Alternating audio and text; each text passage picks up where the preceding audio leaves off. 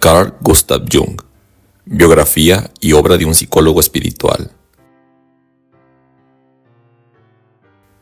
Carl Gustav Jung nació el mes de julio de 1875 en Kitzbühel, Suiza, en el seno de una familia muy religiosa. Fue un niño retraído y solitario que atravesó gran parte de su infancia sin poder relacionarse con hermanos o hermanas. En parte, por este hecho, acostumbraba a jugar con elementos de la naturaleza y se servía de su imaginación para tejer extravagantes líneas narrativas acerca de todo lo que experimentaba. Sin embargo, las asociaciones mentales insólitas y los simbolismos que poblaban la mente del joven Jung no limitaban su reinado a las horas que éste pasaba despierto.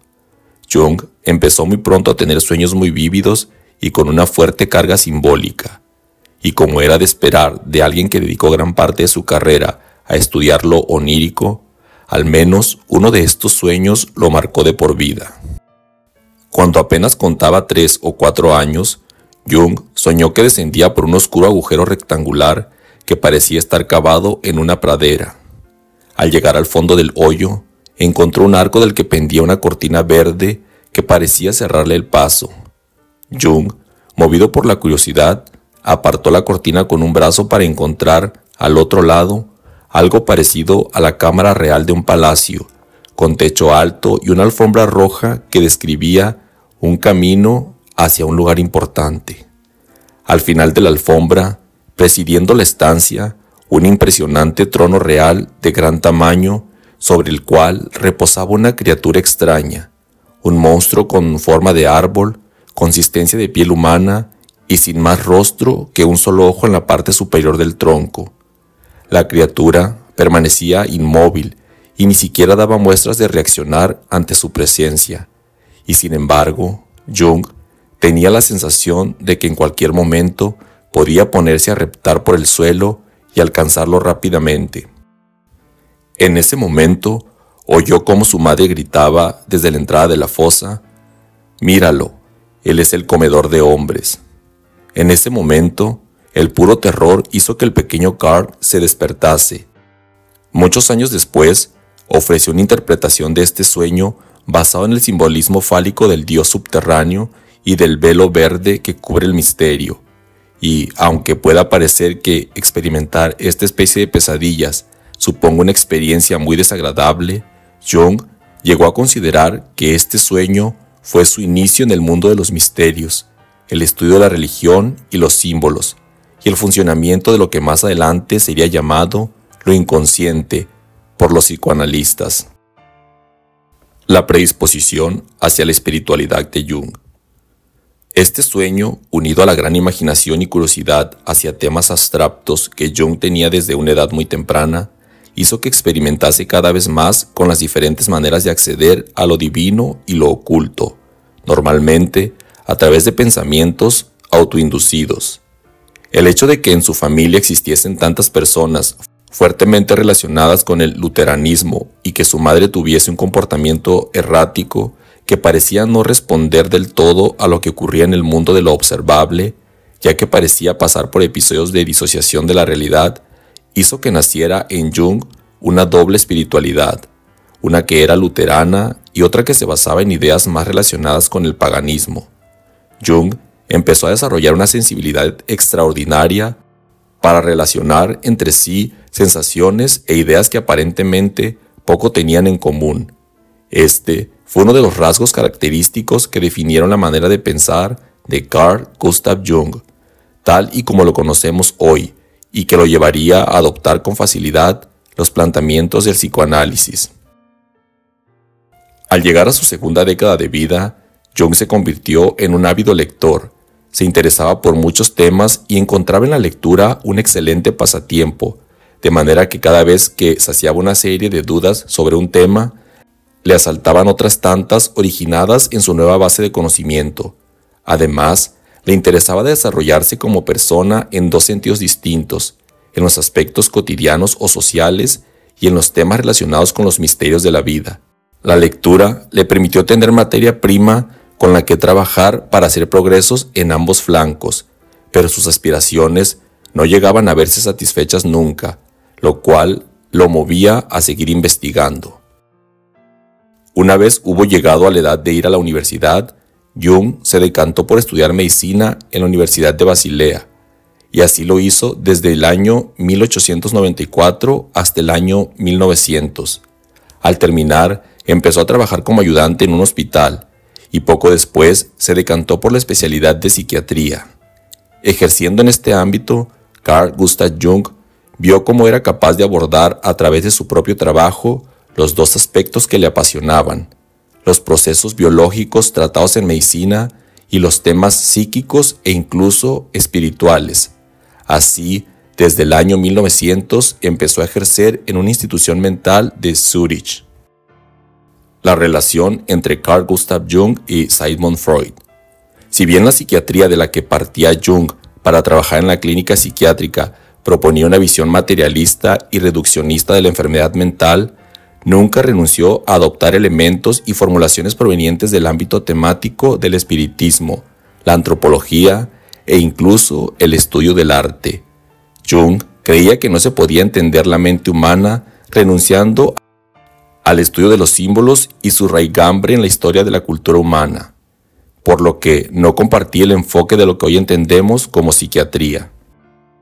Por lo tanto, Jung siempre se movió en la tensión entre lo material y lo espiritual, algo que le ganó no pocos enemigos en el mundo académico. Sin embargo, había un investigador de base filosófica materialista que le interesaba sobremanera, y su nombre era Sigmund Freud. La importancia del inconsciente y de los símbolos. No era de extrañar, dado el papel central que el concepto de lo inconsciente tiene en la teoría psicoanalítica de Freud.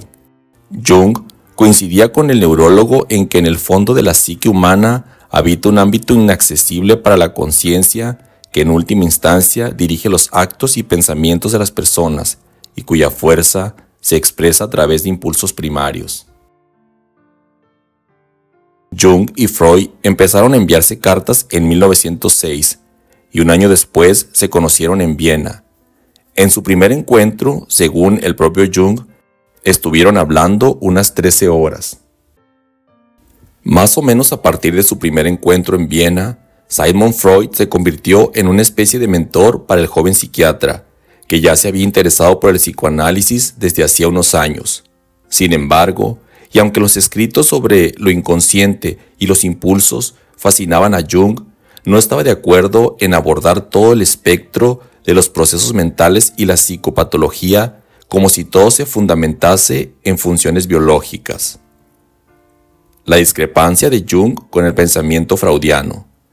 Esto le llevó también a rechazar la idea de que la causa de la patología mental se encuentra en procesos bloqueados relacionados con la sexualidad humana, la llamada teoría sexual de Freud. Por eso, de un modo similar o como lo hizo el psicoanalista Erik Erikson, Jung tomó una gran parte de las propuestas del psicoanálisis de Sigmund Freud y le añadió el factor cultural en la ecuación, desplazando el protagonismo de los impulsos sexuales. Jung, sin embargo, fue mucho más allá de las explicaciones materialistas, ya que sus escritos se adentran de lleno en explicaciones con un tono oscurantista, orientadas a explicar fenómenos de naturaleza espiritual que suelen abordarse desde la parapsicología y ciertos enfoques de la filosofía. El inconsciente según Jung. Jung creía que el retrato de la naturaleza de lo inconsciente que había realizado Freud estaba incompleto si no se le añadía un importante factor cultural. Sostenía que en la psique de cada persona individual habita efectivamente una parte muy importante que puede ser llamada lo inconsciente, pero para Jung, una parte de este inconsciente es, de hecho, una especie de inconsciente colectivo o memoria colectiva, algo que no pertenece solo al individuo. Esta memoria colectiva está llena de todos aquellos símbolos y elementos de significación recurrentes que la cultura en la que vivimos ha ido tejiendo a lo largo de generaciones. La memoria colectiva que describe Jung, por tanto, es un elemento que explica las semejanzas entre los mitos y símbolos de todas las culturas que estudió, por muy diferentes entre sí que parecieran ser. Estos elementos recurrentes no existían solo como un fenómeno a estudiar desde la antropología, sino que debían ser abordados por la psicología de la época, ya que las mentes individuales también operan basándose en estos esquemas culturales. De este modo, la cultura y el legado cultural que se va transmitiendo de generación en generación permanece más o menos igual con el paso de los siglos, creando una base en la psique humana. Puede arraigar y añadir sobre ella aprendizajes basados en las experiencias individuales de cada uno. Estos aprendizajes y la manera en la que se realizan, sin embargo, estarán condicionados por el sustrato cultural en esta parte inconsciente de la psique. Jung y los arquetipos. Así pues, para Jung, una parte de lo inconsciente está compuesta por recuerdos heredados, la materia prima de la cultura. Estos recuerdos se expresan a través de lo que Jung llamó arquetipos. Los arquetipos son los elementos que componen la memoria colectiva, fruto de la transmisión hereditaria de la cultura. Estos arquetipos existen como plasmación en todos los productos culturales hechos por el ser humano, teatro, pintura, historias, etc., pero también pertenecen al mundo invisible del inconsciente de cada persona, como si fuese algo latente. Como son elementos que se caracterizan por ser de transmisión hereditaria, son básicamente universales y pueden ser encontrados bajo diferentes formas en prácticamente todas las culturas. Es por eso que Jung llamó la atención sobre el hecho de que para entender la mente humana también había que estudiar los productos de ésta, es decir, sus producciones culturales. De este modo, Jung justificó la necesidad de poner en relación la psicología y la antropología, además del estudio de los símbolos empleados en ámbitos oscurantistas como el del tarot. A través de los arquetipos, cuya etimología viene de lo que en griego antiguo se traduce como modelo original, seríamos capaces de ver un atisbo de cómo nuestros antepasados comunes, los padres y madres del resto de las culturas, percibían la realidad. Pero, además, mediante su estudio, podemos saber los mecanismos inconscientes mediante los cuales comprendemos y organizamos nuestra realidad hoy en día. Los arquetipos sirven, según Jung, para describir la orografía de naturaleza cultural sobre la que se fundamentan nuestras experiencias individuales. Un legado muy variado. Jung propuso una manera de entender la psicología que en su día no parecía muy convencional y que en la actualidad lo sería aún menos. Era una persona con múltiples inquietudes y la naturaleza de estas fuentes de interés no acostumbraba a ser fácil de describir con palabras. Su legado sigue especialmente vivo en el psicoanálisis, pero también en el análisis del arte e incluso en los estudios de tipo oscurantista. Biografía y obra de un psicólogo espiritual, Carl Gustav Jung. Eleazar Román.